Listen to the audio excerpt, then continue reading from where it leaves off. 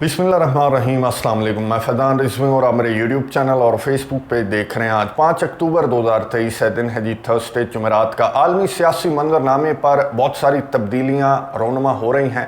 Blocks बन रहे हैं, ब्लॉक्स स्विच किए जा रहे हैं। अगर कोई मुल्क नेटो ब्लॉक में है तो वो आपको रशिया चाइना ब्लॉक में नज़र आ सकता है। अगर कोई मुल्क रशिया चाइना ब्लॉक के अंदर है तो वो आपको नेटो ब्लॉक के अंदर नज़र आ सकता है। This is the right time and this is the time to decide कि आपने किस ब्लॉक के अंदर होना है। वो जो फिल्में हैं ना, न्यूट्रल वाली फिल्में, वो हो गई हैं पुरानी। सामने नज़र आ रही है एक बड़ी जंग, लगती या नहीं लगती वो बाद की बात है। फिलहाल सामने एक बड़ी जंग नज़र आ रही है। जो बड़ी पावर्स हैं वो तैयारियां भी खूब कर रही हैं और ये बड़ी पावर्स चाहती हैं कि ज़्यादा से ज़्यादा ममालिक उनके ब्लॉक के अंदर आ जाएं ताकि बड़ी जंग की नौबत ही ना आए और ये जो शतरंज की बिसात बिछ चुकी है इसमें वो चित कर दें सामने वाली पार्टी को। तो उसके लिए मुख्तलिफ ममालिक के अंदर किस तरह से चालें चली जा रही हैं आपके सामने, आपके मुल्क की मिसाल है। आप जूम इन करके देखते हैं, ये जो पीछे नक्शा है, अगर आप पाकिस्तान को या भारत को जूम इन करके देखें तो आप कहेंगे महंगाई है, पेट्रोल है, पत्ती, चीनी, गैस, ये आपको मसाइल नज़र आएंगे। लेकिन अगर आप जूम आउट करके इस पूरी दुनिया के नक्शे को देखेंगे तो आपको समझ आएगी कि पूरी दुनिया एक ग्लोबल वर्ल्ड है, इंटरकनेक्टेड है। और ये जो ममालिक के अंदर जो मसाइल हैं ये रिलेट करते हैं इंटरनेशनल एरिना के अंदर जो झगड़ा इस वक्त चल रहा है। इनके पीछे बहुत बड़ी बड़ी ताकतों की बहुत सारी कार्रवाइयाँ हैं जो इस नहज पर आपके मुल्क को या फिर दीगर ममालिक को इस नहज पर ले आती हैं। वो बड़ी ताकतें पीछे बैठी डोरियां हिला रही होती हैं और आपके ममालिक के अंदर पूरे का पूरा निज़ाम हिल जाता है। आज 2 ममालिक का बल्कि 3 ममालिक का निज़ाम हिला हुआ देखा, 2 ममालिक को स्विच किए देखा, साइड्स को। डिटेल्स आपके सामने रखूंगा। तीसरा मुल्क भी है, लेकिन उस मुल्क से मुतल्लिक आप मुझे बताएंगे कमेंट्स बॉक्स के अंदर कि क्या ये मुल्क साइड स्विच करता हुआ नज़र आ रहा है या फिर ये रिवायती सियासी अंदाज है उस मुल्क का। आज बहुत इंपॉर्टेंट मीटिंग हुई, बहुत इंपॉर्टेंट बैठक लगी स्पेन के अंदर। ये बैठक थी यूरोपियन पॉलिटिकल कम्युनिटी की बैठक, तीसरी बैठक थी। पहले 2 बैठकें हो चुकी हैं 1 साल के अंदर अंदर और ये 1 साल के बाद अब ये तीसरी बैठक थी यूरोपियन पॉलिटिकल कम्युनिटी की बैठक। इसमें शामिल कौन था, शरीक कौन हुआ? जाहिर है यूरोपियन कंट्रीज़, तमाम के तमाम जो यूरोपियन कंट्रीज़ की लीडरशिप है वो इस मीटिंग के अंदर मौजूद थी। ओलाफ शॉल्ज़ समेत, मैक्रोन समेत, जो इमैनुअल मैक्रोन है फ्रांस के सदर, उनके समेत मैं आपको कुछ प्रोमिनेंट फेसेस दिखा देता हूँ। ऋषि सुनक, जॉर्जिया मेलोनी, ये भी इस मीटिंग के अंदर थे और एजेंडे के ऊपर जॉर्जिया मेलोनी और जो ऋषि सुनक हैं इनका नुक्ता भी एजेंडे के ऊपर था इस मीटिंग के। वजोसा ओस्मानी, इनका मैंने आपको गुज़िश्ता दिनों जिक्र हुआ, कोसोवो की लीडर हैं, कोसोवो की हेड हैं, प्रेसिडेंट हैं वजोसा ओस्मानी। ये भी यहाँ पर थी क्योंकि सर्बिया और कोसोवो का तनाज़ा भी एजेंडे के ऊपर मौजूद था। स्विटलाना, ये जो खातून हैं इनका भी जिक्र होता रहता है। ये बेलारूस की अपोजिशन लीडर हैं। बेलारूस के सरबराह तो आपको मालूम है कि अलेक्जेंडर लुकाशेंको हैं, लेकिन ये जो अपोजिशन लीडर हैं अगर ये इक़्तिदार में आ गई नेटो की मदद इमदाद से तो फिर ये स्विच कर जाएंगी साइड, रशिया की साइड। फिलहाल बेलारूस रशिया की साइड लिए रखे है, लेकिन अगर ये आ गई तो फिर ये नेटो की साइड ले लेगा बेलारूस। तो ये भी यहाँ पर मौजूद थी। माया सांदू, ये जो मोल्दोवा की प्रेसिडेंट है माया सांदू, ये भी यहाँ पर मौजूद थी। और लास्ट बट नॉट लीस्ट, ये जो 2 चेहरे आपको नज़र आ रहे हैं ये एजेंडे के ऊपर टॉप पर थे। ये जो पॉलिटिकल कम्युनिटी की मीटिंग थी इसका जो एजेंडा था इसके टॉप पर था ये जो आर्मीनिया के प्राइम मिनिस्टर निकोल पशिन्यान आपको नजर आ रहे हैं। नगोर्नो कराबाख का तनाज़ा इस पॉलिटिकल मीटिंग के एजेंडे में टॉप पर था कि सबसे ज़्यादा नगोर्नो कराबाख के तनाज़े को डिस्कस करना है। व्लादिमीर ज़ेलेंस्की दूसरे नंबर पर आ चुके हैं, बल्कि तीसरा नुक्ता था। मैं आपको बता दूं व्लादिमीर ज़ेलेंस्की की मंगोली का जो नुक्ता था वो तीसरा नुक्ता था। बहरहाल ये दोनों लीडर्स इन्होंने हाथ मिलाए, इन्होंने बातें की और ये तस्वीर आपको देखकर पता लग रहा होगा कि इन्होंने क्या बातें की। अब निकोल पशिन्यान ज़ेलेंस्की से पूछ रहे होंगे या फिर ज़ेलेंस्की निकोल पशिन्यान को समझा रहे होंगे कि इनके चक्कर में ना पड़ना, ये तुम्हें जंग में धकेल के पीछे छोड़ जाएंगे और तुम्हें पता भी नहीं लगेगा। बहरहाल ये दोनों प्रोमिनेंट लीडर्स जो हैं ये दोनों बागी कह सकते हैं और इनमें से निकोल पशिन्यान का तो आपको बहुत अच्छी तरह से मालूम है कि CSTO के मेंबर कंट्री आर्मीनिया के वजीर आज़म रूस के सदर व्लादिमीर पुतिन के बहुत स्ट्रॉन्ग एलाई ये इस मीटिंग के अंदर मौजूद थे। अपने मसाइल को हल करवाने के लिए अब हल कौन कर रहा था? यहाँ पर दादा जो थे नहीं, जाहिर है यूरोपियन यूनियन की मीटिंग थी, यूरोपियन यूनियन पॉलिटिकल कम्युनिटी है, इसमें अमेरिका के सदर जो बाइडन तो दादा नहीं थे।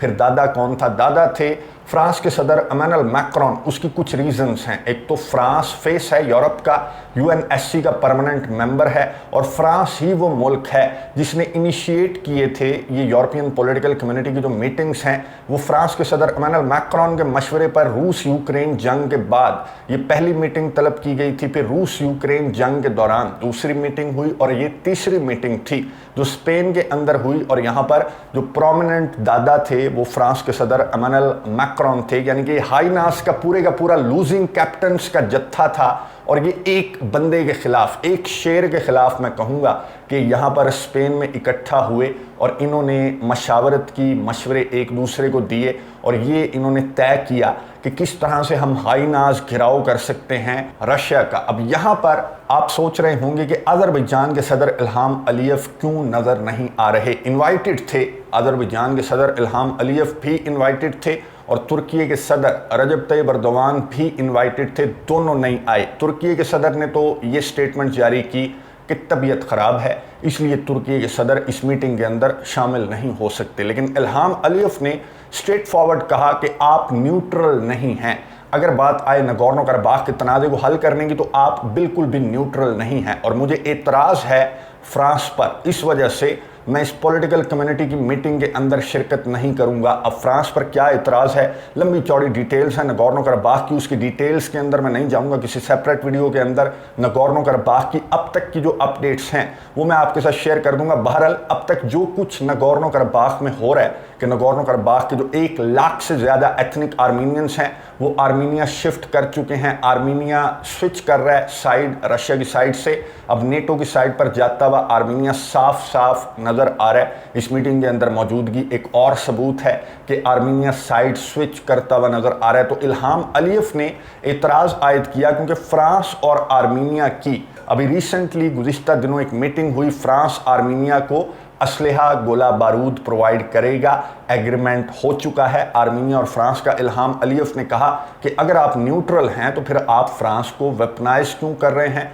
आप कॉकसस के अंदर इस तरह की कार्रवाइयाँ क्यों करने की कोशिश कर रहे हैं जिससे बात अमन की बजाय झगड़े की जानिब जाए। इसलिए मैं इस मीटिंग के अंदर शरीक नहीं होऊंगा। और ये वही स्टेटमेंट है, मैं आपको याद करवा दूं, जो रूस के सदर व्लादिमीर पुतिन की स्टेटमेंट है, और वो समझा रहे थे अपने CSTO मेंबर कंट्री आर्मीनिया को कि इनके चक्कर में ना पड़ो, ये तुम्हें मरवा देंगे, ये तुम्हें कंधे की तरह इस्तेमाल करेंगे। इनका मकसद सिर्फ रशिया को डैमेज करना है, रशिया को तोड़ना है, CSTO को डिवाइड करना है, और कोई मकसद नहीं है। अब समझा रहे थे वो निकोल पशिन्यान को, और समझ गए इल्हाम अलीयव। इल्हाम अलीयव का यहाँ पर ना आना भी ये साइन है कि अज़रबैजान साइड स्विच करता हुआ नजर आ रहा है। न्यूट्रल रहने का वक्त मैं आपको बता चुका हूं कि नहीं है। इधर you are on this side और that side. Armenia is on that side. साफ नजर आ रहा है कि आर्मीनिया के प्राइम मिनिस्टर रोक कर जो फ्रांस के सदर इमैनुअल मैक्रोन, जर्मनी के चांसलर ओलाफ शॉल्ज को रोक कर जबरदस्ती आर्मीनिया के प्राइम मिनिस्टर यहाँ पर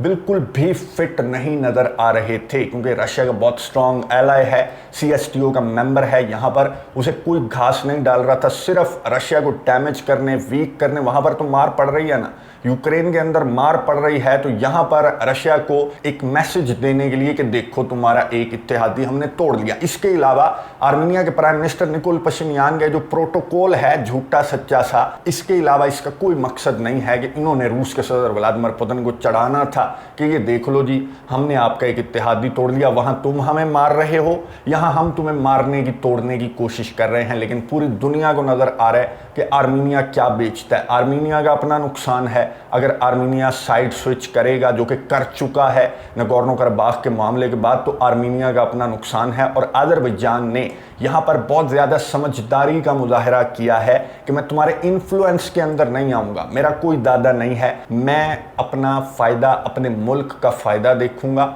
और मैं इस मीटिंग के अंदर नहीं आ रहा। स्ट्रेट फॉरवर्ड जवाब जो है जोसेफ बोरेल, जो फॉरेन पॉलिसी चीफ हैं यूरोपियन यूनियन के, उन्होंने इस बात का जिक्र किया कि इल्हाम अलीयव और एर्दोगान इस मीटिंग के अंदर उनका ना आना कंसर्निंग है, और मुझे बहुत ज़्यादा अफसोस है कि वो दोनों ममालिक, उनकी लीडरशिप जो है वो यहाँ पर मौजूद नहीं थी। बहुत इंपॉर्टेंट लीडरशिप थी। खैर यूक्रेन के सदर व्लादिमीर ज़ेलेंस्की तो यहाँ पर मौजूद थे, यूक्रेन के सदर व्लादिमीर ज़ेलेंस्की इस मीटिंग के अंदर भी आए, शुक्रिया करते हुए आए। और यूक्रेन के सदर व्लादिमीर ज़ेलेंस्की ने इस मीटिंग के अंदर, आप अंदाज़ा लगा लें कि मैं आपको एक जाना पहचाना सा सेंटेंस में आपको सुना देता हूँ। यूक्रेन के सदर व्लादिमीर ज़ेलेंस्की ने इन अदर वर्ड्स ये कह रहे थे कि मैं मांगने नहीं आया, मेरी मजबूरी है। ये गुफ्तगू सुनिए, उसके बाद बात करते हैं।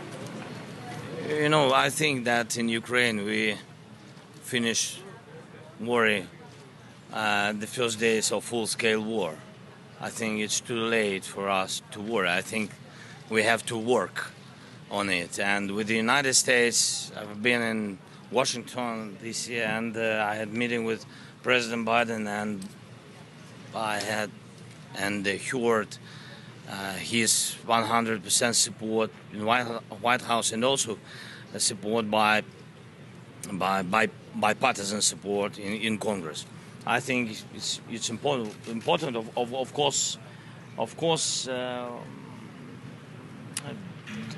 difficult election period for the United States. Different voices. Some of the voices are very strange. About this also we will speak about this today, and thank you for the invitation. Thank you so much.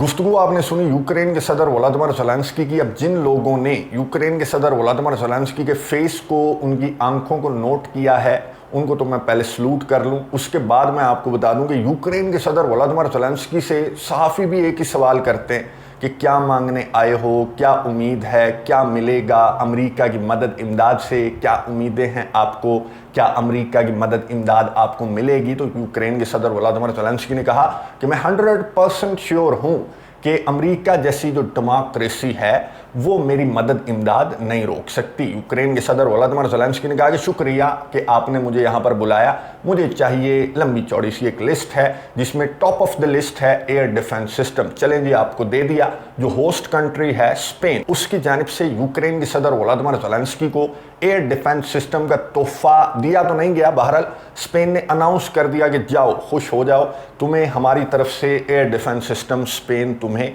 Provide करेगा। Ukraine के सदर Vladimir Zelensky का क्या बनता है एक air defence system से। यहाँ पर पेट्रियट हजम हो गए तो आपका एयर डिफेंस सिस्टम क्या करेगा। जोसेफ बोरेल ने फिर एक इंपॉर्टेंट बात की। जो यूरोपियन यूनियन के फॉरेन पॉलिसी चीफ हैं, उन्होंने कहा कि हम अमेरिका को रिप्लेस नहीं कर सकते। यूरोप जो है वो अमेरिका की मदद इमदाद को रिप्लेस नहीं कर सकता। अमेरिका दादा है, हम कुछ नहीं बेचते। यहाँ पर जो दादागिरी करने की कोशिश कर रहे थे, यहाँ पर जो मसीहा बनने की कोशिश कर रहे थे इमैनुअल मैक्रोन, उनको एक मैसेज मिल गया कि आप यूरोप के दादा हो सकते हैं, फ्रांस यूरोप का फेस हो सकता है, फ्रांस यूएनएससी का परमानेंट मेंबर है। और इस तरह की छलांगें फ्रांस की जानिब से मारे जाना कि थोड़ा सा कैमरे में आ जाएं, थोड़ा सा प्रोमिनेंट अपना रोल दिखा देंगे। छलांगें कोई नई नहीं हैं, बहुत पुरानी छलांगें हैं। फ्रांस इस तरह की छलांगें मारता रहता है। लेकिन जोसेफ बोरेल की बात बिल्कुल दुरुस्त है कि हम पूरे का पूरा यूरोप भी अमेरिका को रिप्लेस नहीं कर सकता। अगर बात करें यूक्रेन की मदद इमदाद की, अगर यूरोप का दादा इमैनुअल मैक्रोन है तो हम सब के दादा जो बाइडन हैं, अमेरिका के सदर जो बाइडन के, ये सारे गुलाम हैं, पीछे पीछे चलते हैं। अगर वो कह देंगे ये करना है तो वो करना है, अगर वो कह देंगे नहीं करना तो वो नहीं करना। लेकिन इन सब का जो दादा है वो रूस के सदर व्लादिमीर पुतिन हैं, जिनके सामने इन सब की नहीं चल रही। बहरहाल मैं आपको रियलिटी बता दूं तो रियलिटी ये है कि रशिया, चाइना और अमेरिका ये हैवी वेट्स हैं। अगर एक हैवी वेट आपके ग्रुप से निकल जाए, अमेरिका इनके पास हैवी वेट है इस पूरे के पूरे हाइनास के जत्थे के पास, अगर वो ना हो तो फिर ये कुछ भी नहीं है। जोसेफ बोरेल की बात बिल्कुल दुरुस्त है कि हम अकेले कुछ नहीं हैं। अगर अमेरिका की मदद इमदाद नहीं आती तो दुआ करें कि अमेरिका की मदद इमदाद आ जाए यूक्रेन के लिए, अमेरिका की मदद इमदाद जारी रहे। वरना ये जो छोटे छोटे कंधे हैं ज़ेलेंस्की और पशिन्यान का कंधा, इसके ऊपर रखकर असलहा रखकर चलाना ना कंधे पे, वो असलहा कहाँ से आएगा? वो असलहा आता है अमेरिका से, जो कि अब डामाडोल है। अमेरिका की खुद की मईशत डामाडोल है, यूएस हाउस डामाडोल है। तो अमेरिका का असलहा तो कंधे पे रखने के लिए अब असलहा तो रहा ही नहीं। बहरहाल ये कंधे यहाँ पर बेवकूफ़ कंधे यहाँ पर मौजूद थे दोनों, ज़ेलेंस्की भी और पशिन्यान को मैं ज़्यादा कहूँगा, क्योंकि ज़ेलेंस्की तो चलो कहीं ना कहीं नाटसी उसकी रूट्स हैं, सेहूनी रूट्स यूक्रेन के सदर की तो हैं, लेकिन ये जो पशिन्यान है ये बिल्कुल यहाँ पर फिट नहीं बैठ रहा था। इसने बहुत बड़ी और बहुत गलत वक्त के अंदर इसने अपनी साइड स्विच करने का सोचा कि जब ये जत्था मुकम्मल तौर पर पूरी दुनिया को नज़र आ रहा है कि जत्था मुकम्मल तौर पर बुरी तरह से शिकस्त खा चुका है रूस से, चाइना से, और ये जो ब्लॉक है रशिया और चाइना का ब्लॉक है ये बहुत ज़्यादा मजबूत, जो ब्रिक्स का ब्लॉक है वो बहुत ज़्यादा मजबूत नज़र आ रहा है एज़ कम्पेयर टू ये जो नेटो का हाईनास का जत्था है। तो इस वक्त के अंदर ये बेवकूफ़ी पशिन्यान ने क्यों की और कितनी महंगी पड़ने वाली है आर्मीनिया के प्राइम मिनिस्टर निकोल पशिन्यान को ये बेवकूफ़ी, डिटेल्स नेक्स्ट वीडियो के अंदर एक बहुत इंपॉर्टेंट स्टोरी है वो भी आपके साथ शेयर कर दूंगा। अगली वीडियो तक के लिए इजाज़त दीजिए, अल्लाह हाफ़िज़।